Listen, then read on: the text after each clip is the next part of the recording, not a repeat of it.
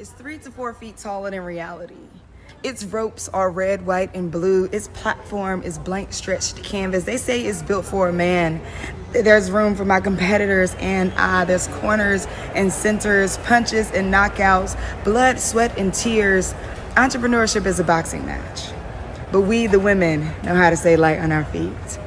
We slide past insecurity. We shuffle through sexual harassment, me too. We duck, then jab, then land, and suddenly, the predefined role of woman calls our name. Wife, mother, feminist, auntie, babysitter, nasty woman, pow.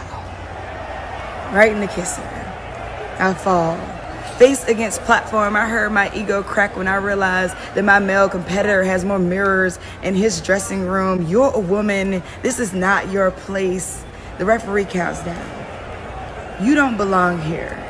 VCs fund people who look like them, and I don't look like them. I didn't learn how to box in school. My parents are not boxers or coaches. My life is just a corner. 8, 7, 6, I breathe. This game is rigged, but fuck that. I'm the only species on earth that can bleed for a month and not die. I am badass. Even if I bow out and get a corporate job, I would still make less than the man who would scrape my remains from this platform. 5, 4, 3, get up, girl. Pin a Nike commercial to your memory. Remember that you don't get in where you fit in. You fit in until you get in, because fitting in is about character and getting in is about access. You're already in the match. Get up. Bite the hand that feeds you, boy. Burn the bridges you never want to cross again. You got this. Slide, duck, jab, land, and remember that you know how to stay light on your feet. Welcome to Black Girl Ventures Pitch Competition. I am Shonda Lambert, the COO of Black Girl Ventures, and you are now watching BGV and Kim Crawford pitch. It is the largest competition for Black and Brown women founders, combining the premise of Shark Tank and Kickstarter to give you an opportunity to be part of an entrepreneur's journey. The idea for the BGV pitch actually comes from Black history. In the early 1900s, during the Great Migration, white landowners raised the rent and Black people through what's called a rent party. This is where admission fees help people stay in their homes in these communities. These were not your ordinary parties. You had people like Langston Hughes, Fats Waller, and Duke Ellington helping with these events.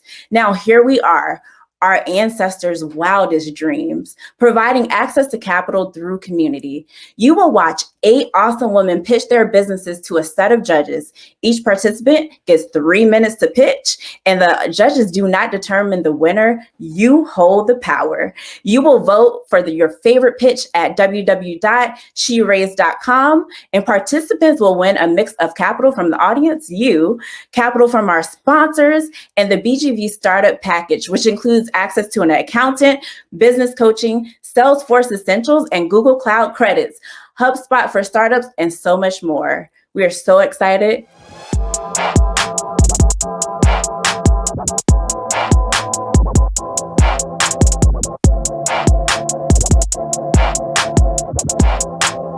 Good afternoon, everyone. I'm so excited to be here. I'm Donna Beasley.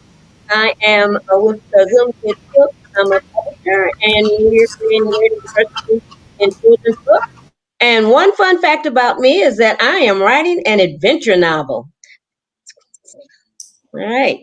Hello, everyone. I am Willie Williams. I am a BGV board member. I am an emerging market strategist, as well as a supporter of women's entrepreneurs.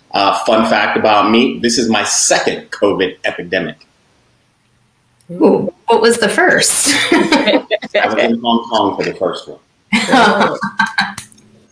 Hello, I'm Liz Harris. I lead the Wine and Spirits corporate strategy team at Constellation Brands. Fun fact about me, my husband and I had the same last name before we got married. And still do.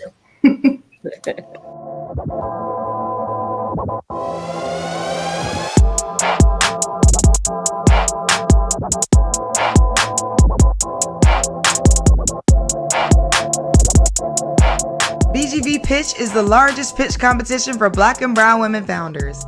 We combine the premise of Shark Tank and Kickstarter to give you an opportunity to be a part of an entrepreneur's journey.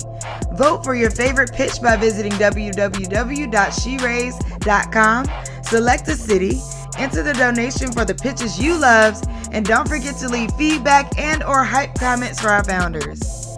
Your donation keeps a Black or brown women founder in business. You are changing the world with Black Girl Ventures.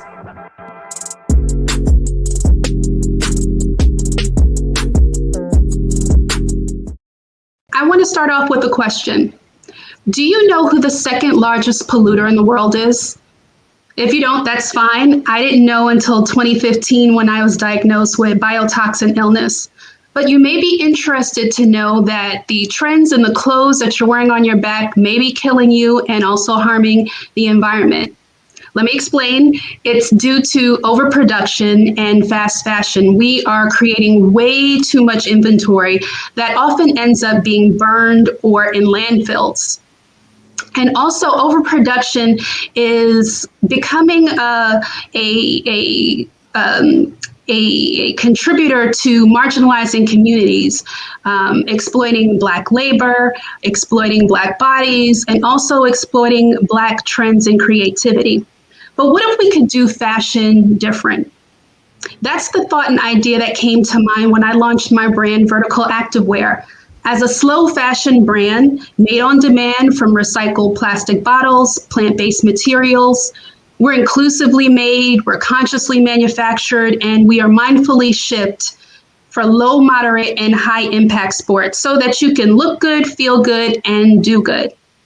We're going after the $567 billion activewear market that's being driven by women who are socially conscious and health conscious.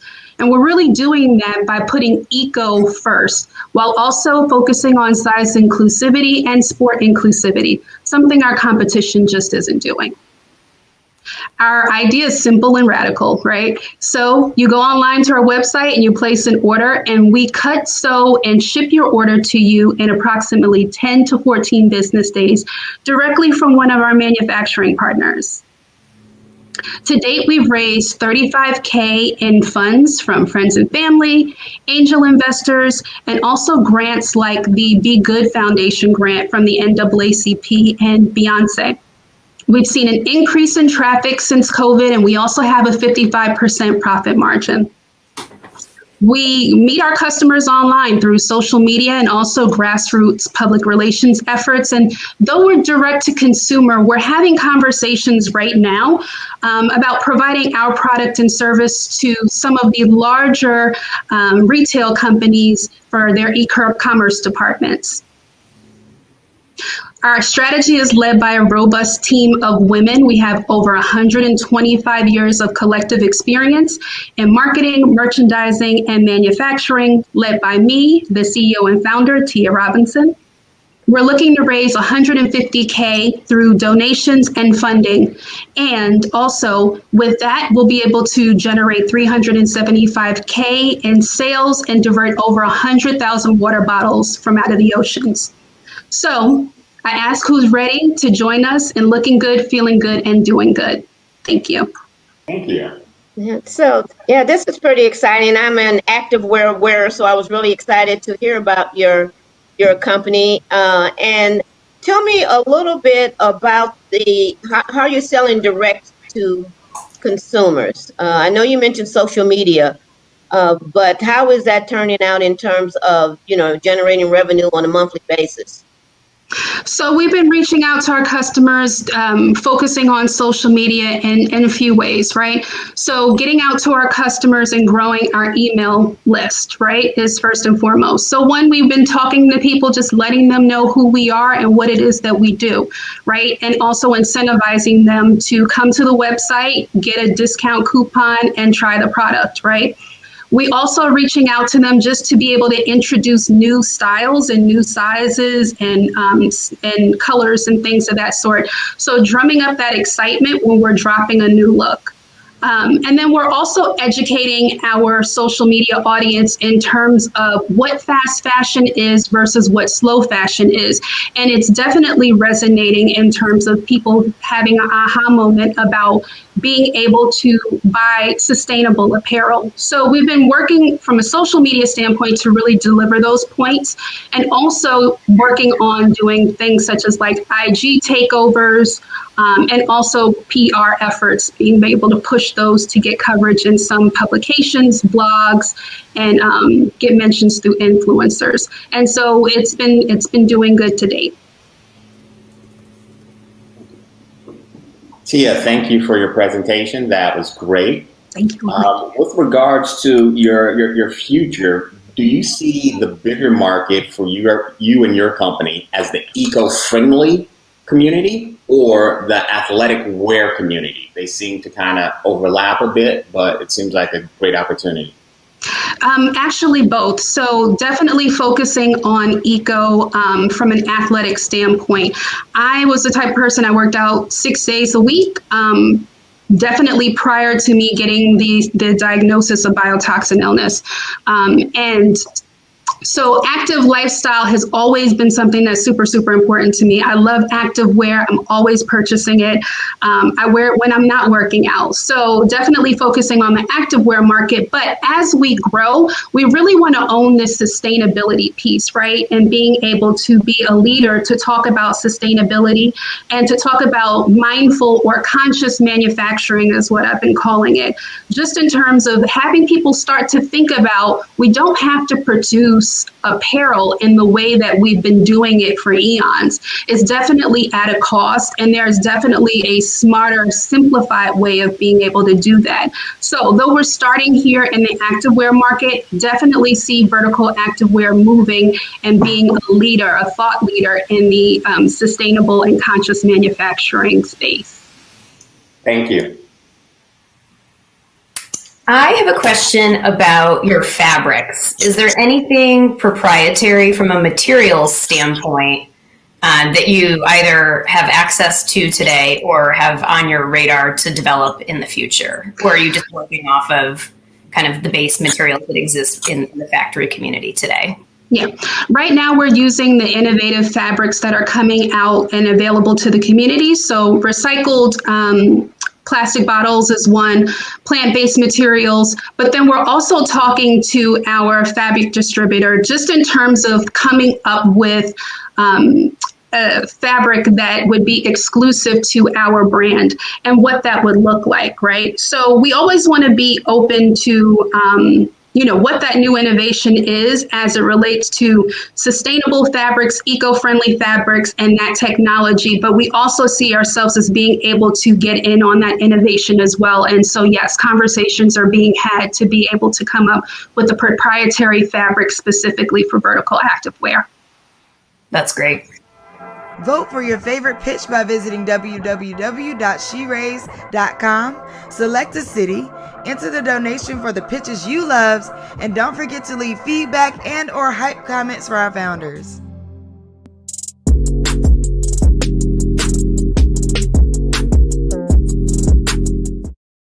Hello there, my name is Fallon Keplinger, and I make carefully blended tea infused with CBD.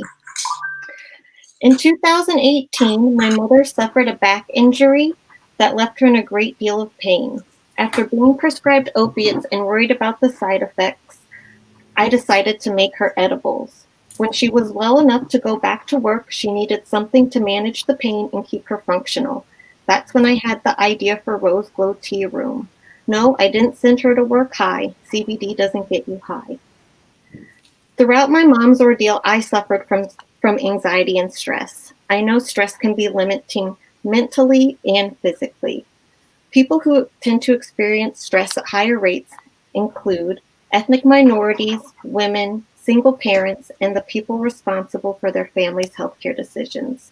This has only gotten worse since the pandemic. Unfortunately, cases of chronic inflammation, stress, and anxiety continue to rise. which intensifies other conditions. But what if you could ease all this by simply having a cup of tea? Besides its great taste, tea contains L-theanine, which improves mental function. Tea also contains polyphenols, which can help reduce the risk of developing chronic diseases. CBD helps signal receptors in our brain, telling us to slow down when we are overwhelmed. Tea combined with CBD offers complementary benefits to help soothe the symptoms of stress and anxiety. People are becoming more open-minded about CBD. The number of baby boomers using CBD is equal to that of millennials, and beverages are considered the most accessible way to consume CBD. I have 3 tea blends. Each bag contains water-soluble CBD, offering you a way to control your wellness. I am in 4 DC boutiques, a store in LA, and a store in Honolulu, as well as my online shop. I have been fortunate enough to collaborate with other companies committed to self-care. I have been featured in Mary Jane magazine, and I was a finalist at the 2020 World Tea Conference for Best Tea Campaign. In addition, I'm a certified tea sommelier, and I'm certified in herbal studies. My greatest accomplishment is hearing about the customers who have a better quality of life since using my tea. Since I currently run this business on my own, the money raised would allow me to use a co-packer service to improve my fulfillment and manufacturing process so I can approach more stores to sell my tea. I would also like to create more blends that utilize adaptogens, which promotes homeostasis. Our mission at Rose Glow Tea Room is to give anyone experiencing stress or anxiety time to hit the reset button while enjoying our teas with poise, grace, and elegance. Thank you. Thank you. Thanks. Fallon, I was really excited when I visited your website because I am a huge tea drinker and a big tea fan. And I actually didn't realize that it had CBD in it till I was like all the way through at the end. So I think, first of all, that you have a great site for us tea lovers. And I wanted to just ask that as a, can your tea work with normal drinking, people, or is it really only people who are suffering from, say, problems with anxiety or stress or sleep disorders? Or is it possible for someone to become a customer of yours that has none of these issues but just loves tea? I think if you just love tea, you can still drink this tea. I don't think you would have any adverse effects. I have thought about making some blends that don't have CBD just for people who are not there yet and not ready to try it. But I've just seen so many people, like my mom, get better from using my tea that I thought, maybe if it helps her, it can help other people. So I wanted to give it a go. I think there's a large target market for you. So I think it's a great idea. Thank you. Hi, Fallon. Thank you for your presentation. Thank you. I'm curious as to how will you look to acquire more shelf space for your company? I know you mentioned partnering with a variety of boutiques across the country and offshore. How do you see that progressing going forward? I think you have a great product. Oh, thank you. So I think to stay true to me, I would prefer to be in boutiques versus bigger stores. I like destination shops where people go there because they love the store. So I would like to try to get in more wellness areas, maybe yoga studios, wellness studios. I would also like to get into dispensaries if I could. And then just like local mom and pop shops, I really like the support that I do get from being in small business stores. Thank you. I think your branding is outstanding. The first thing I thought of when I looked at the products on your site was I could see it on Goop. It feels very elevated and really, it just really resonated with me. So I think it's fantastic. Another area that I was thinking through for you is, have you considered any sort of personalization elements where you could curate or suggest a routine for a customer, depending on what their ailments are or where they are, to then ship them, here's a month's supply and you get 8 of X, 2 of Y, something like that? So I have thought about creating a journal so people could write down what was bothering them when they took the CBD and if it helped. I would like to partner with other people in wellness to kind of create or curate a little self-care box that people could use. So that has been something that's been on my mind. I think once I have a team, that's something I would like to start to do. But since it's just me right now, it's something that I have that I want to do, but I just don't think it's possible yet. Got it. Thank you. Vote for your favorite pitch by visiting www.sheraise.com. Select a city, enter the donation for the pitches you loved, and don't forget to leave feedback and or hype comments for our founders.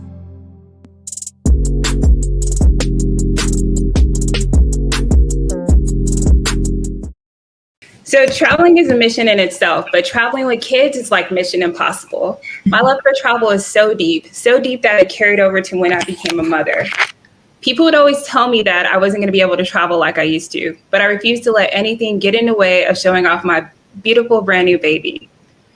But anything that you can think of that could possibly happen to a traveling parent happened to me. From the airliner losing my stroller, to the rental car company not having the car seat that I requested, to being stuck in Orlando, having to wait hours for the ramp to open up just to get my car seat. So with the 15 years of experience that I have in the travel and tourism industry, and along with my background and degree in marketing and tech, I decided to create a solution of my own. And together with my team, we built TravelSys. So again, I'm Veronica Woodruff, the CEO and founder of TravelSys, an online platform that offers baby essentials and accessory rentals, along with concierge services to families who travel. Now, our solution is easy. It's so simple that even your 5-year-old can do it. It works in 3 easy steps: request, retrieve, and return. And all of our products are brand and color specific, so you know exactly what you're getting at pickup. Our gear is detailed and sanitized with eco-friendly products after each and every use. And in addition, we have a team of trained, polished, professional airport nannies, and they're vetted and ready to help you from ticketing to planeside and everywhere in between. Now, the opportunity here is huge. Direct spending on travel and leisure totaled $794 billion in 2019, and with the return of travel, that's expected to double. We plan on capturing a modest amount of this done through 3 different verticals, but a huge part of our revenues will come from our consumer market, which we're focusing on millennial moms who love to travel. These moms typically live in US metro cities, and they have early nest children in between the ages of 0 to 8. So now we do have some competition in this space. I mean, you can always roll the dice with the rental car company. And there are a few startups that are out there trying to attack the same problem. But the big difference that we have is that, one, we assure our customers through consistency of all of our products. Also, we have airport nannies who are on site and on demand. But the biggest difference is that we are a social profit company. We do this through our sustainable supply chain model. We're creating a new supply chain within the travel and tourism industry through the life cycle and retirement of all of our products. Now, we've come a long way from inception to date. We're holding a 98% satisfaction rate despite market-related conditions. And how we plan on infiltrating the market is through our AI and API technology systems, teaming up with the right partners to personalize travel needs. Now, I would not be here today if it wasn't for my team. And across the board, I can spend hours talking about how combined knowledge and industry experience totals over 100 years. But we have LinkedIn for that. What I'm here to tell you is that my team consists of both missionaries and masonries who are committed to being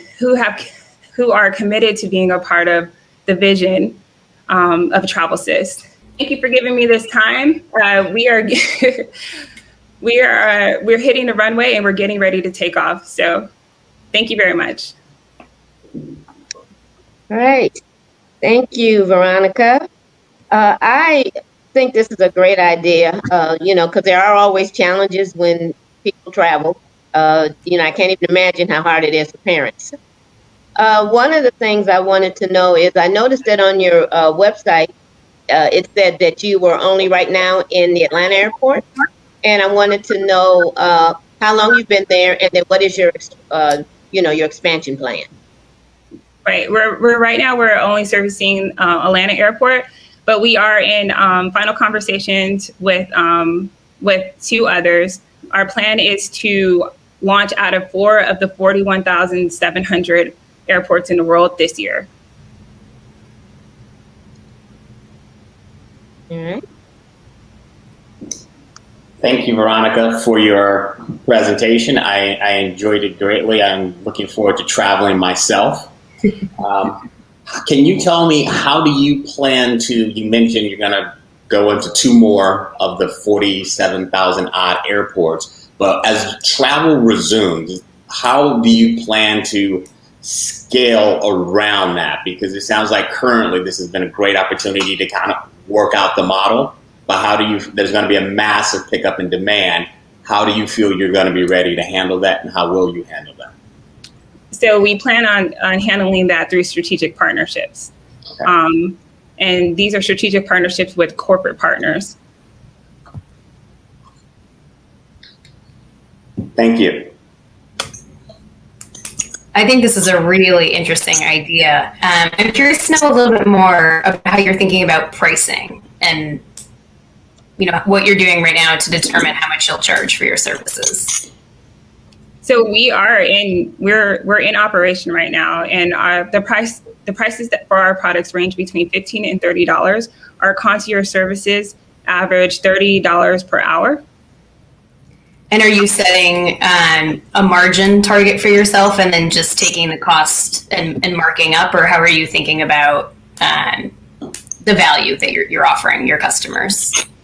Okay, so we have healthy gross profit margins, and we get our products directly from the manufacturer, and we're getting it at a wholesale or in-kind rate, because again, they're a part of our revenue source.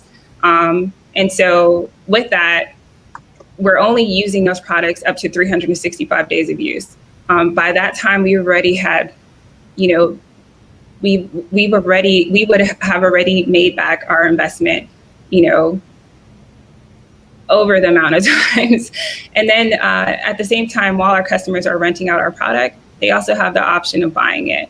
And if you think about it, when is the last time that you were able to purchase a car seat, try it out for 5 to 10 days, and then, give it back to the manufacturer? We're showcasing these products from top brand manufacturers, and we're allowing our customers to be able to use these products on their vacation.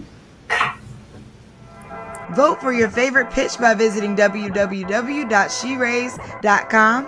Select a city, enter the donation for the pitches you love, and don't forget to leave feedback and or hype comments for our founders.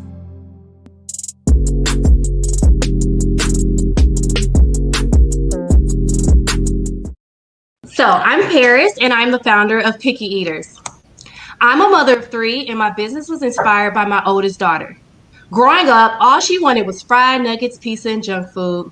I took responsibility as a mother, realizing, wait, I'm the one that gave it to her in the first place. So I introduced healthier meals, and it was a complete fail, as she often rejected to eat it, declaring, "Mama, it's nasty." But I was determined, and I did years of research on health and nutrition techniques. I applied the techniques of making her favorite meals healthier, hiding veggies, and turning her meals into fun food art. It worked. During my journey, I encountered so many mothers also wanting their children to eat better, but they were just too busy to fix it themselves. Some didn't even know where to start. So they often opted for fast, convenient meals like McDonald's and Burger King, who often market to children. Fast food tastes so good, but it also causes children to prefer fatty meals over healthy meals. So they carry this habit into adulthood, but it cuts off 10 to 40 years of their life from diseases like diabetes, cancer, and obesity. That's why I opened up Picky Eaters, to be a healthy, convenient kids meal option. We turn our meals into fun food art that appeals to children. And we have vegan items, and we never fry our foods. We currently offer home delivery and daycare catering, All you do is go online. For home delivery, you pick your meal and what time you want to deliver it. For daycare, you fill out a form for a free sample of our meals and eventually sign a contract for monthly delivery. We currently operate in the local St. Louis area within a 15 to 20 mile radius. Within this area, we have 300 daycares, 102,000 children, and I'm excited about the new addition of our baby food line that is worth billions in its industry once we expand. By introducing baby food, this allows our kids to grow with our meals, starting from babies and ending at young adults. It also offers options for mothers with multiple kids at different ages.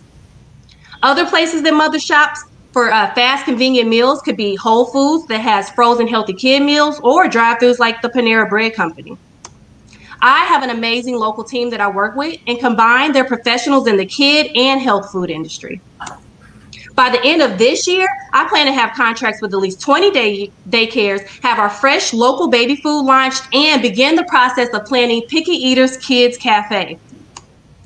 Within the next 10 years, our brand will consist of our cafes franchised around the world, located in neighborhoods and family-friendly destinations like the zoos and museums. Our baby food will be shipped worldwide with a special target on the African-American community who's finally becoming more health conscious, but we're often left out of the healthy food market target. I'm asking that you help us give Meals with Meaning. We're raising $400K, but for every 1,000 we raise, we partner with kid-focused nonprofits to donate our healthy food kid meals. It takes a village to raise our kids, and I hope you all can be a part of the village to raise our next generation healthier. Thank you. Paris, this is really a hot idea. I love it. I think you really hit on something, and I love your big vision. Okay. Thank So you. even though you're working in one market, you see yourself portraying and selling and throughout the world and having your own restaurants. I'm all in. The vision's really wonderful. Thank you. But let's talk about the next, 12 months. What is it that you're looking to expand? What's your plan, your marketing plan to expand into those daycares? Great question. So right now we have 2 contracts, and I've already talked to the daycares where we did kind of like a sample. We did some events and we did a presentation. They loved it, and we just cold call the daycares. I call and I say, hey, this is what we're doing, because I'm starting off, this is my new entry that COVID led us to. So COVID sucks, but it also had its benefits that I never thought about with daycare. So we cold call, and we start off with a presentation in the kids' room, and we'll say, this is an example of what we'll do. This is how your meals will look going forward, and this allows me to build relationships and also word of mouth. So we currently have 2 contracts with daycares, and I plan to hopefully do word of mouth and then also continue cold calling and end this year with 20 more daycares. Thank you, Paris. Where are you located? Where is your located? So we're located within a county within St. Louis. So the area is called Florissant. That's where I'm actually located, in Florissant. That's where our commercial kitchen is. Thank you. I'm from St. Louis. Oh, you are? Oh. That's a loaded question. Oh, wow. Okay. So I think this is a great idea. I understand the market. I understand why it's relevant. I'm curious with regards to the new baby food that you have added to your line of products. How do you see that fitting into your expansion plans relative to what it is you're doing as you onboard more daycares? Great question, because I am so excited about the baby food. I have a new baby, and he's 1 now. But anyways, I make his foods every day, or I make them every other few days. And I make everything fresh. And I post them on my Facebook, and that's just what I do for fun. And I've gotten so much feedback just from so many parents that started to inbox me, can you make my baby? Do you make it? And I never thought about it because I was so focused on the food art, and then, it made me think and I started doing that during COVID. So that was another advantage of COVID. So it made sense, like, add baby food line, because it's all about capturing kids at an early age. So if we can actually capture them at 6 months where it actually really begins, they can graduate from the baby food line, go into our toddler meals, and then we also offer just, regular meals that's not in food art. And this allows them to grow with us. I thought about for the daycares that we do, we can also offer that as an extended service to the daycares as well. We can offer baby food, and then also just on our website where they can grow. And we also, the mothers that I've delivered to for home delivery, they've really requested prepackaged meals that we are now considering. And we can also just make that a part of our system. So we're actually just trying to figure out where's our area to shine now that so many requests are coming in on, areas that we can venture into. I hope that answered the question. It did. Thank you very much. I think your idea is outstanding. And what I think sets you apart, if I think about certainly the home delivery element, is the fact that you're putting forward a solution for the full family. So if you have a family that has to feed, a wide range of age of children, that you're able to give them the full solution, and it's not just for one of the children, and then they have to still source and prepare meals for two more. So I think that's really, really unique, and you should definitely distort your communication about that proposition. I had a more tactical question around, is everything fully cooked and ready to serve, or is there any involvement on the part of the parents to finish the meal? So that's another great question that has, two parts to that. So right now we do home delivery and it's next day order. So they place their order and we can do any prepping that we do that day, and the next day we prepare it in a timely manner that by the time that we deliver it to their doors, it is fully fresh, warm, and hot, ready for them to eat. Now, this is a great, it's been great, but we've also had mothers that have they've ordered multiple. So they don't just order one. They're ordering like this, and this is what I've been learning. They're ordering like 4 or 5 meals at a time with the goals of their child eating it for lunch and then eating for dinner. And then the next day, lunch and dinner, and the next day. And I've gotten feedback like, oh, the portion sizes are great, but one portion, they can eat it for lunch and dinner. So that makes the other meals that they're saving for the other days, they have to figure out how to hurry up and eat them so they don't go to waste. So that's why they ask for prepackaged meals or kits, where we'll deliver it and they can just put it together themselves, like the food art and the fun, and save it for later where they can just do it themselves, or we can just continue to do the home delivery. So it's kind of, where we just deliver it fresh. So we're actually just trying to see majority mothers, what are they asking for? Or maybe even doing both options. But right now we just deliver fresh, hot meals, and we're thinking of doing kits where they can just put it together themselves. Great, thank you. Thank you. Vote for your favorite pitch by visiting www.sheraise.com. Select a city, enter the donation for the pitches you love, and don't forget to leave feedback and or hype comments for our founders.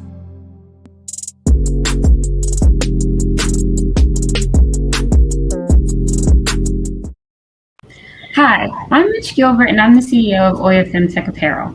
We make eat-friendly leggings that support feminine health. We're a strong investment opportunity, and today I'm pitching for the funds we need to be a major player in the $29 billion legging market. The D2C leggings market with the FinTech spin is going bananas. Again, it's worth $29 billion globally, and COVID has helped because everyone is now wearing more athleisure, but the D2C apparel market was growing pre-COVID, and it's going to keep growing since the FinTech industry will be about $50 billion soon. Despite the industry size, it has a fatal flaw. Our incumbents don't think about vaginas, so they make leggings that make women sick. And I know it makes people uncomfortable that 75% of women have issues with yeast infections and bacterial vaginosis in their lifetime, but to be candid, we have a lot of vaginas in this room, and 30% of them have bacterial vaginosis right now, according to the CDC. Add to that the fact that leggings make women 2 times more likely to develop vaginal health issues, and we have a big problem. We're the first brand to design leggings that address the legging vaginal health problem. Our leggings absorb leaks and increase crotch ventilation. They also make your butt look great, and they come in dope colors. We raised $20K in non-dilutive funding. We are finalists at HBS, Harvard's pitch competition. We even filed a provisional patent to create a portfolio of patents and trademarks for future licensing opportunities. That's because we're no longer a theory. We are ready, and we have the product, customers, supply chain, and manufacturers to prove it. Our team has the expertise to scale and be successful. Up top, my co-founders and I represent brands like Nike, where I worked in apparel operations. This experience helped us build a supply chain with profitable SKUs. This is also my fourth company. Below, our advisors represent brands like Nordstrom. We're a D2C brand with 3 big targets. Our go-to-market strategy centers on digital marketing and influencers, and our progress shows that we can do this work. With an $85 price point, we initially have a $30 contribution margin that will grow to over $40 per legging as we scale.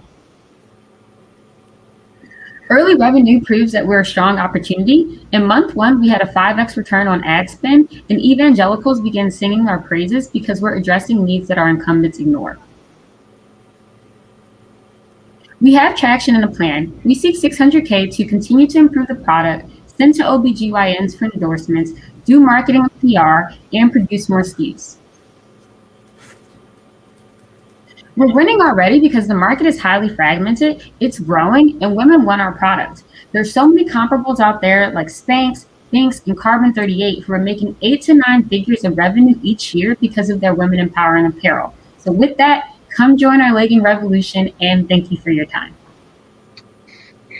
All right, thank you for your presentation. Another great product. I am curious in terms of how you're actually selling these to consumers now. You're selling direct from your website. Are you in any retail stores? Wasn't quite clear on that. So we're direct to consumer. That's because the direct to consumer apparel space has been growing about 44% year over year since 2018. And so we thought that that was a strong play for us. We will be launching a Kickstarter soon. In addition to that, we've spoken to some retailers like Nordstrom to explore strategic retail partnerships in the future. But right now, it's just through our website. Okay. Which also has healthy margins.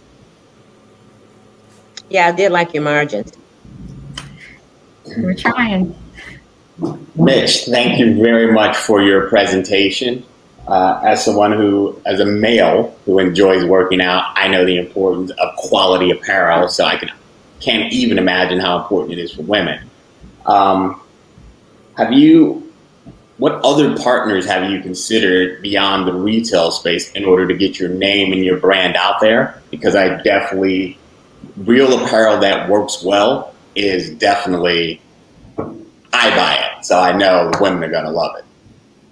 Yeah, so a big piece of our brand differentiator is that since none of our competitors are currently operating in the health space, we're looking for OBGYN endorsements. And so we've been currently we first begin targeting OBGYNs that have strong social media presences. And here are 4 who've already signed on. We've sent them versions of the product. They loved it. And so I think the OBGYN partnerships is huge. In addition to that, we're looking at health clubs and sports club partnerships, mommy groups and things like that, as well as like Silver Sneakers and those sorts of sports groups. And we have 2 signed so far, a basketball group for young women, as well as a fintech community that's focused on creating products distributing products that help support women's health. And those are the big partnerships that we're looking at right now. Thank you. I think this is really interesting because we've seen many different takes on the athleisure and athletic wear category. This may be one of the first that I've seen that has or is leading with a health or a wellness or a functional benefit.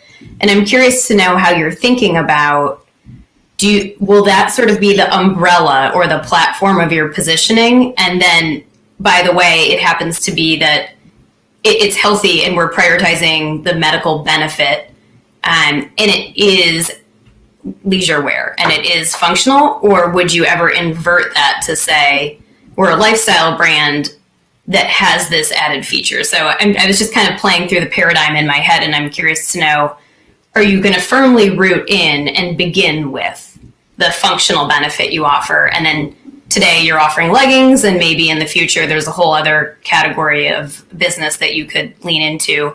And then what I was thinking through is it's almost like the proactive play, where there was, a lot of facial cleanser and treatments in the market, but it became the medical community endorsed version that didn't require a prescription. So just food for thought. I'm just curious to know how you're thinking about it.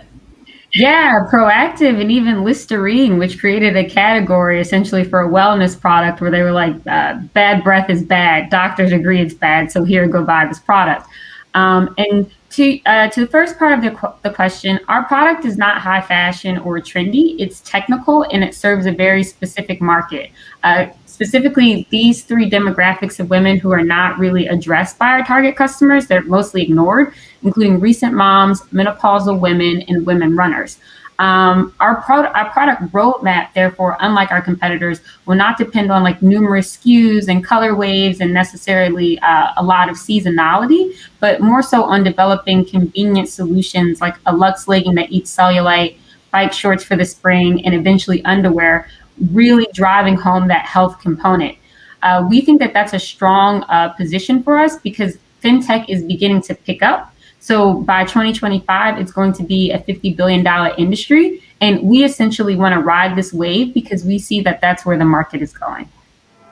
Vote for your favorite pitch by visiting www.sheraise.com. Select a city, enter the donation for the pitches you love, and don't forget to leave feedback and or hype comments for our founders.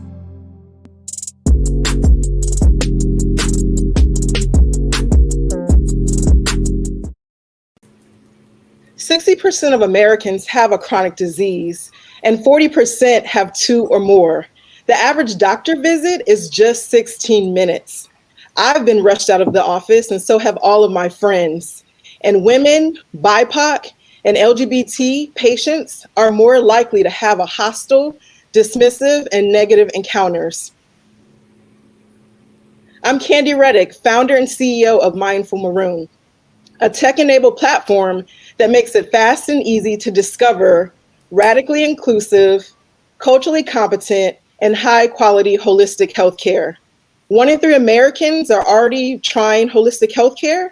Millennials are 40% more likely to. Interest in digital health platforms and holistic care have skyrocketed during the pandemic. And last year, Medicaid began covering acupuncture for chronic low back pain. Holistic care is here to stay. So this is how Mindful Maroon works. We connect people to yogis, farmers, wellness events, and practitioners of color. These holistic partners would apply for membership, and we'd carefully vet them.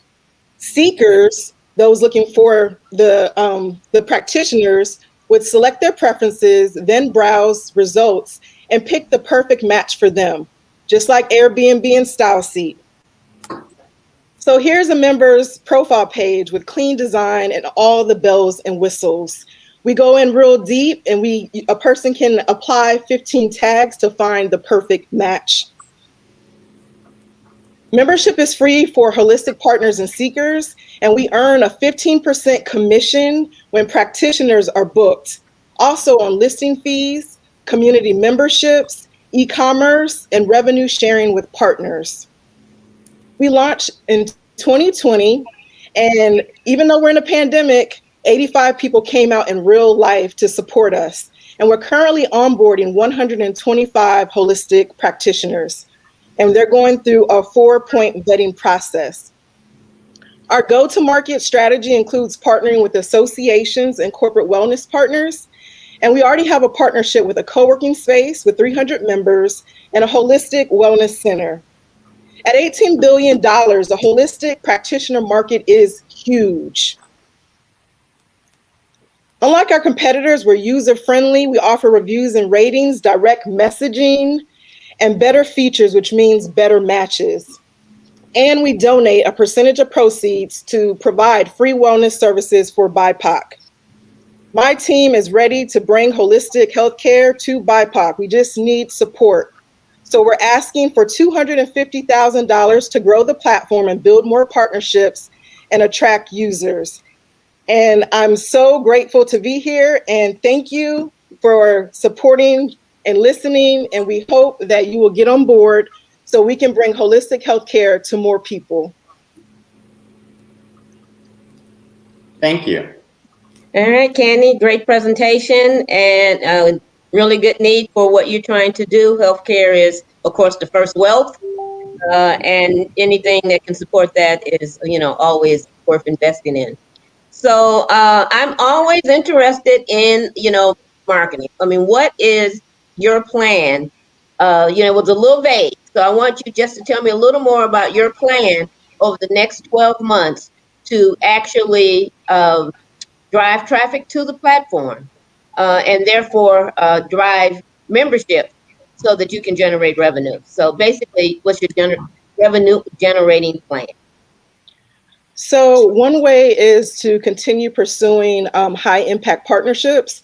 So I touched on this. The co-working space that we have a partnership with has 300 members. And so we're going to target more of those spaces as well as wellness associations.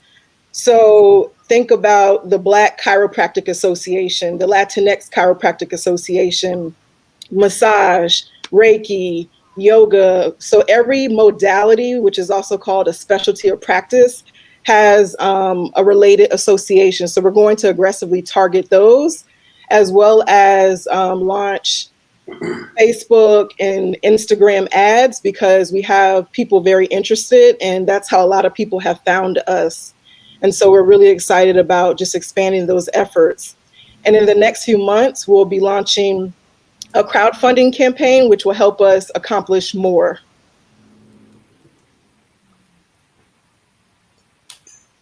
Hi, Candy. Thank you for your presentation. I enjoyed it. Thank you. You mentioned you were onboarding 125 practitioners for 2021. Can you go into depth a little bit about your plans for expansion? Are you currently operating in one city? Are you prepared or set up to operate in multiple cities? Can you go into that expansion in a little more detail? Great question. Happy to answer. So we have over 200 people that are currently in our database. And so 125 are the healers that we're currently working with. And so Mindful Maroon is a national platform, and currently we have over a dozen states within that database.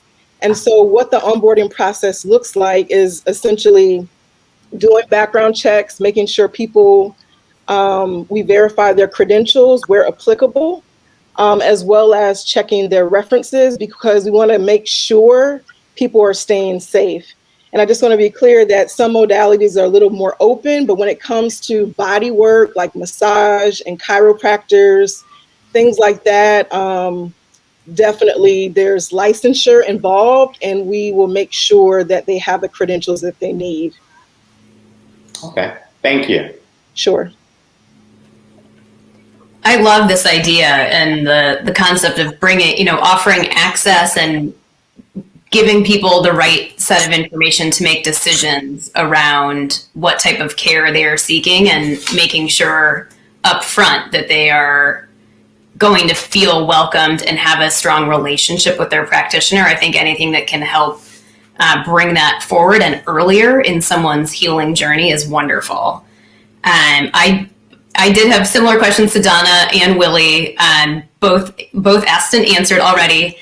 But one other thing I was thinking about, as you mentioned, how you're thinking about partnering with and targeting larger groups. Have you thought at all about once you have more practitioners onboarded to your platform, could you go to a Google and partner with HR teams to help bring and support the actual patients or the users to make them aware and push them into your ecosystem? So absolutely, that's a fantastic question. And right now, corporate wellness programs are booming. We're totally open to partnering with companies that share similar values, because we are a social enterprise, which is why, we have that social impact fund built in. And so that's absolutely a way that we can grow faster. A lot of companies are offering more benefits. So literally they are paying for these treatments, but they're also bringing in meditation teachers, yoga instructors, etc. And Mindful Maroon wants to be uniquely positioned to make it easy for companies to do that. Vote for your favorite pitch by visiting www.sheraise.com. Select a city, enter the donation for the pitches you love, and don't forget to leave feedback and or hype comments for our founders.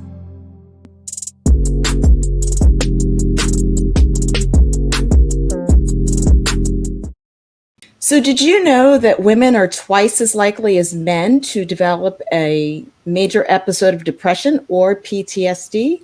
Hi, I'm Colette Ellis, founder and creator of Tap with Libby, and a compelling investment opportunity to disrupt the $2 billion behavioral health market. We help women of color to tap away emotional issues from systemic racism and other personal events. The pandemic is shining a light on the mental health crisis in our nation, but this isn't new. For years, women of color have borne an emotional tax that makes us feel constantly on guard and increases our risk for developing mental health issues. If we're able to overcome the stigma and seek help, we're often misunderstood, given that only 14% of U.S. psychologists may share our racial identity. Although studies show that marginalized groups may prefer virtual or digital care, the large majority of mental wellness apps don't specifically target our needs. Enter Libby, a chatbot specifically designed for women of color with instant support using emotional freedom technique or tapping. It's simple. Libby prompts users to tap on acupoints while speaking about emotional issues. The benefits of tapping are proven. In a 5.5-year large-scale study, 90% of patients who tapped, compared to 63% who got cognitive therapy, had reduced anxiety. We know we have a large market in which we can scale. Women of color were 20% of the US population in 2019 and are expected to make up the majority of all women by 2060. And women are 75% more likely to use digital tools for our healthcare needs.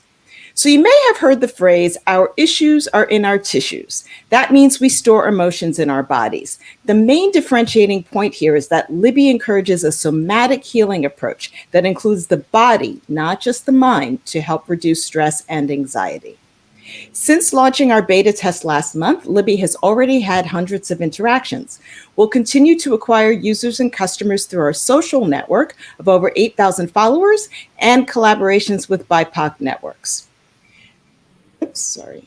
Premium subscribers will be able to book virtual sessions with coaches and therapists for deeper healing.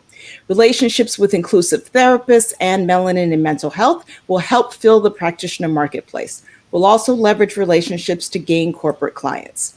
I bring over 15 years of experience in the wellness industry. Nick's contribution to build the web-based prototype was crucial to the beta test. My Dartmouth alumni and the DMZ Incubator Black Innovator Network will help us attract diverse talent and build out our team. We've raised to date $4,000 in non-dilutive funding, including a Facebook small business grant for Black-owned businesses. We're raising $200,000 in this round to build the mobile app and execute on strategy. Yes, our issues may be in our tissues, but Libby helps users to tap them away with a unique digital solution. Will you support us so that more women of color can tap their way to emotional freedom? Thank you. Okay, thank you, Colette. I just wanted to talk a little bit about the tapping program itself. Now, how many on this app, how many variations of tapping sessions do you have? Because sometimes, you know, if you only have a couple people, after they do it a couple times, they don't want to move forward. So can you just tell me in terms of how your app is actually set up in terms of, and what it offers individuals? Absolutely. Great question. So this initial MVP, what we're focusing on is what I like to call the quick hit of tapping. So it focuses on individual points based on the emotion. So if you tell Libby you're feeling anxious, she's going to guide you to tap on your under eye point. If you say that you are feeling confused, she'll tell you to tap on the chin point. So each of the tapping points are connected to emotions. And so that's the current version. session. We, for MVP plus one, we're thinking that we would include longer rounds of tapping. And then, as I mentioned, for paid subscribers, looking at connecting them with actual practitioners. Does that make sense? Yeah.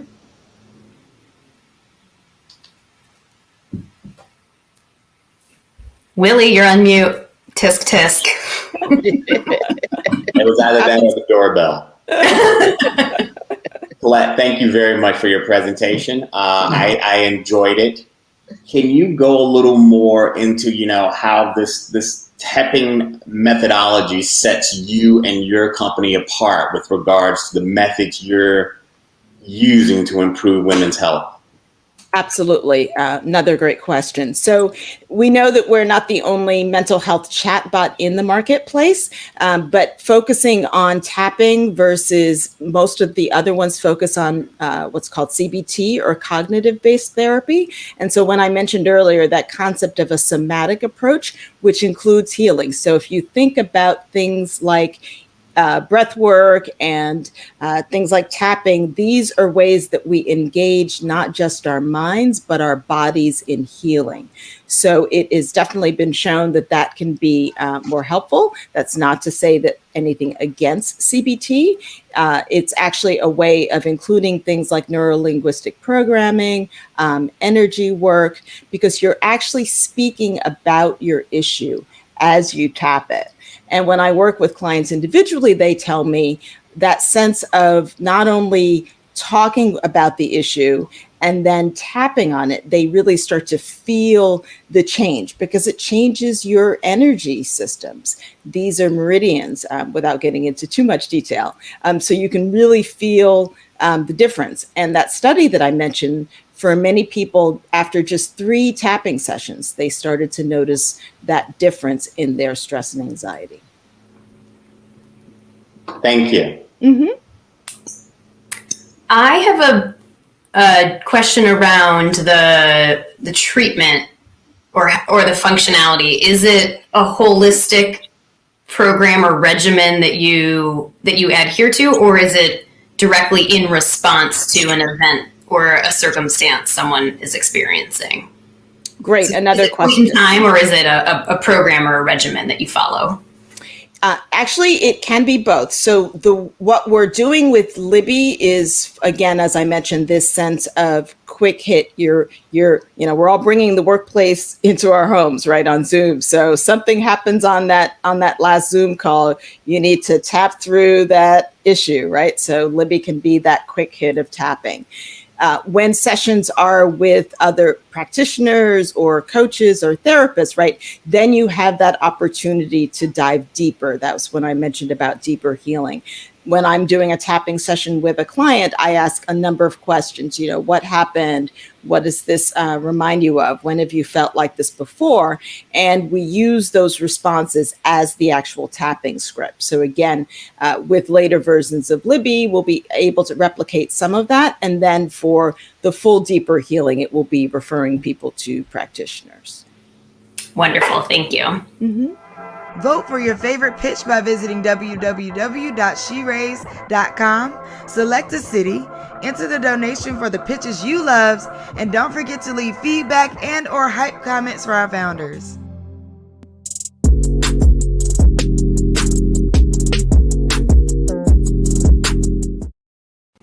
Hi, I'm Kara Dillon, founder and CEO of Foreverly.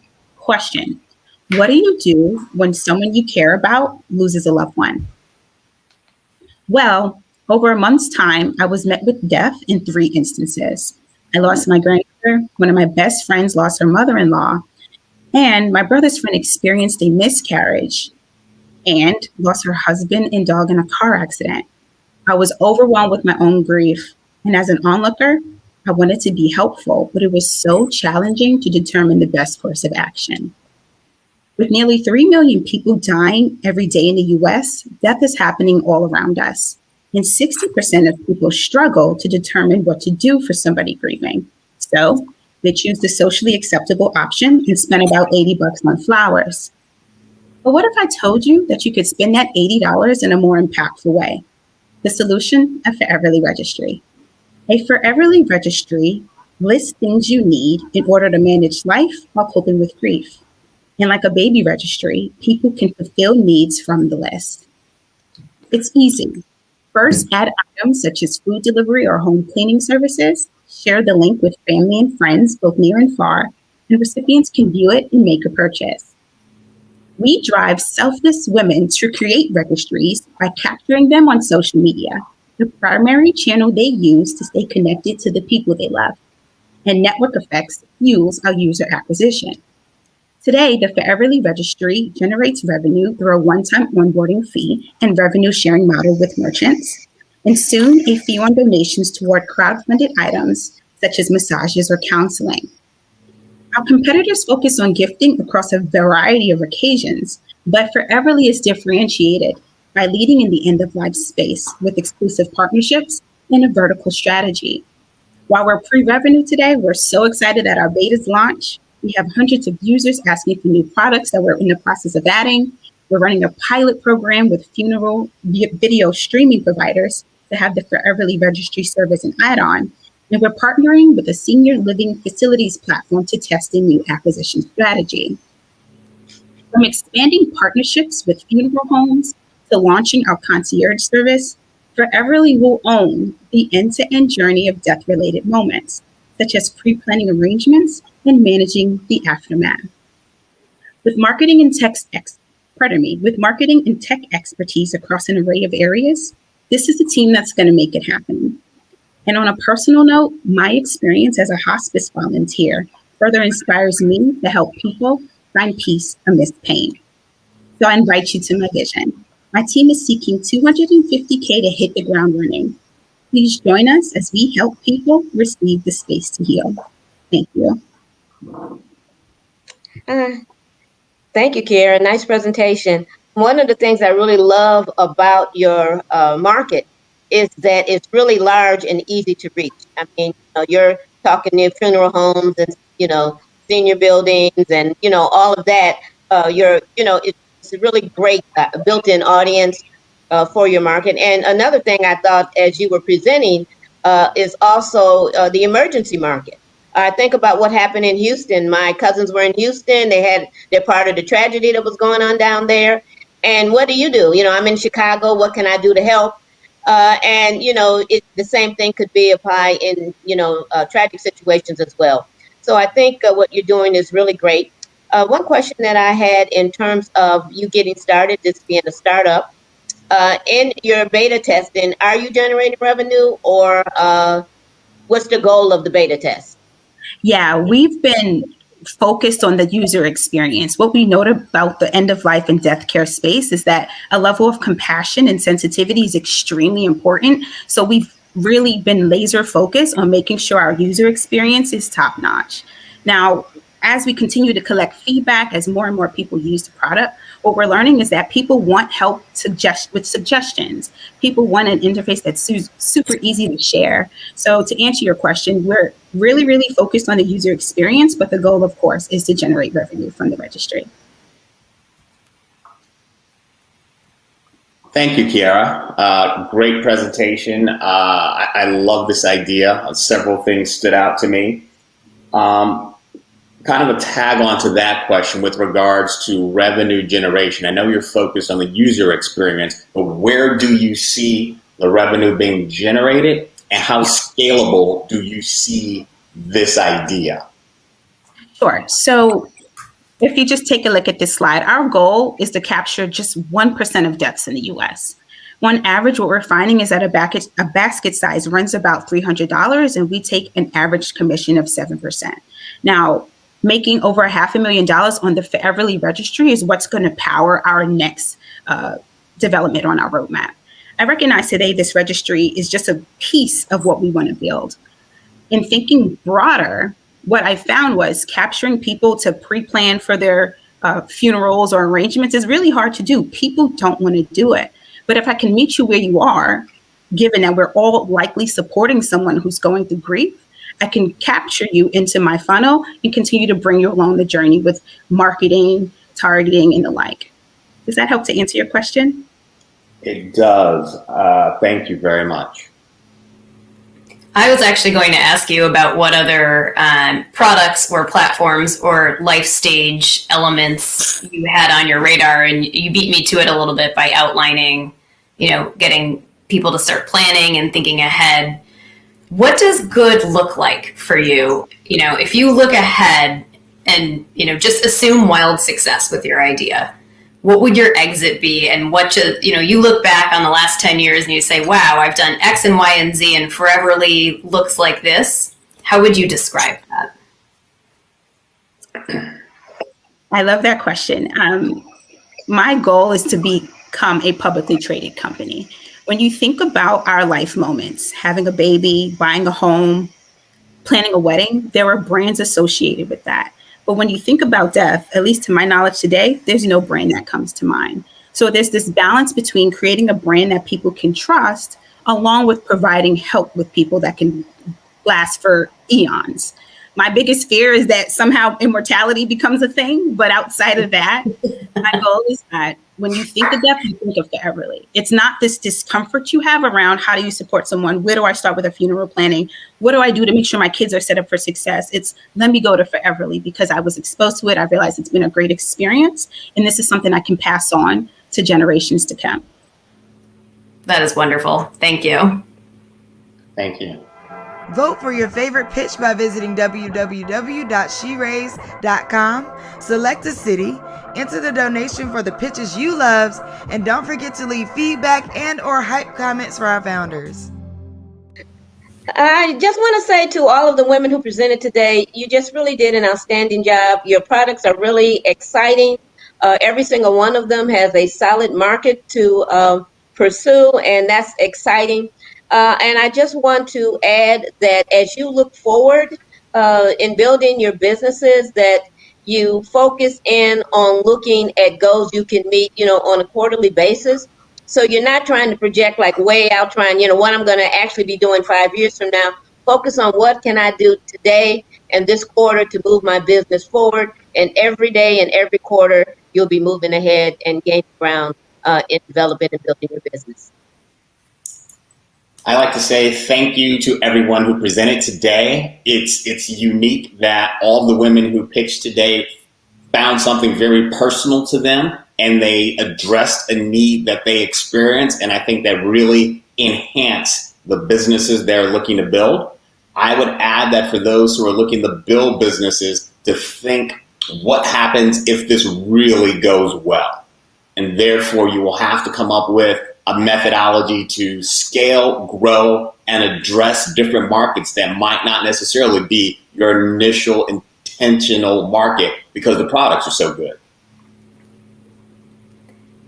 I would add, I think building on what Willie just said, assume success and plan around how to grow and don't combat all of the small things that might go wrong and don't let that shape your time.